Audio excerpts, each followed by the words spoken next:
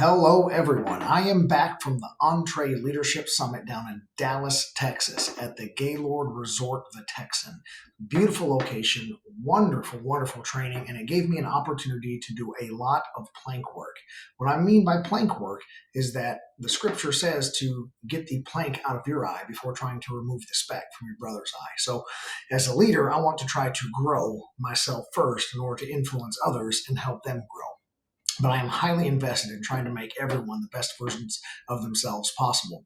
So in this review of the week and the training, I really want to share just a couple of things that really landed with me. It was very obvious that one of the themes that just kept coming up throughout this event was trust and how important trust is on so many levels. And again, we can trust people to various degrees, and we can trust them completely in certain categories and contexts and not in other categories, situations, or contexts. And that building trust with your team is paramount. If people can't trust you wholly or completely, you will never get their full support and their full followership. So building trust in all relationships, not in just those with your teams and the people that you lead, was very important, and that just kept coming up over and over again. So I am going to dedicate myself to working on building trust and also giving trust when needed. The other thing that was huge was communication and how to do that clearly, how to do that politely and professionally, and take the personal side of communication out of things, to take the identity slashing of another person out of communication if something negative or constructive has to happen. And that communication needs to be well thought out. It needs to be planned. It needs to be brought to the table in an orderly fashion.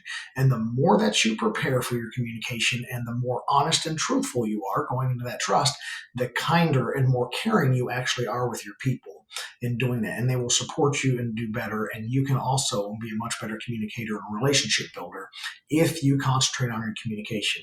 And we were given several experts who sit and went into the details of how to do that in relationships and professionally, and really just examine myself. I even got some tools to take home with me in which I can analyze communications that I have had and then diagnose them and proceed to my future corrections to be a better communicator.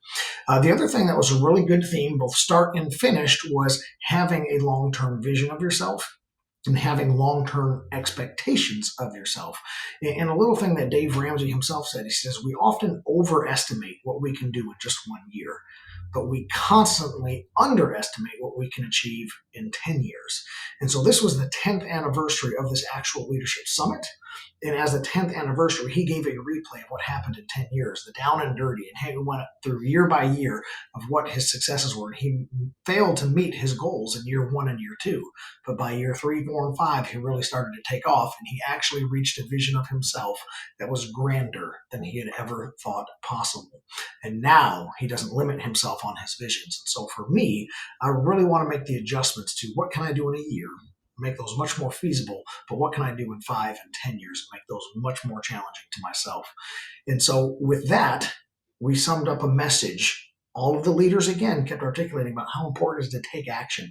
Things don't have to be perfect. Take action. You're not going to get anywhere. Sometimes you have to take small steps. Sometimes you have to take big leaps. Sometimes you have to calculate those risks and do them.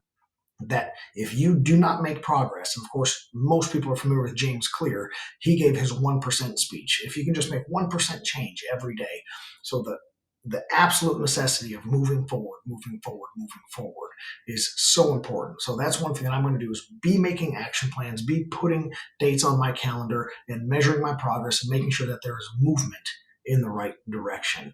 And then the last thing is to just kind of draw pictures in the air here is that, hey, you may have the successes and failures, but as long as you are moving in the right direction, it's going to kind of look like the stock market will go up and to the right. And I know that's probably opposite on video, but the demonstration remains. You are not going to be successful in every single thing that you do, but you will be successful overall if you keep the movement and the trajectory moving forward. So that is my summary. That is my challenge to myself in various ways that I have written down my takeaways and what I can do better. And I am putting down trainings. I'm getting those materials prepped. I'm doing those little tests and templates on myself to get the results to see where am I really. Where am I really? Can I trust myself with a accurate review and reflection of myself in order to move forward and then challenge others after doing that? So I hope you are doing things the same way. I hope you've been paying attention the whole time with all of these updates. And I absolutely had a wonderful blessing, and I would challenge any of you to go to one of these events as well and really work on yourself. And hopefully you guys will start to experience, and those in my life will start to experience, a lot of the plank taken out of my eye so I can see more clearly and be a better version of myself.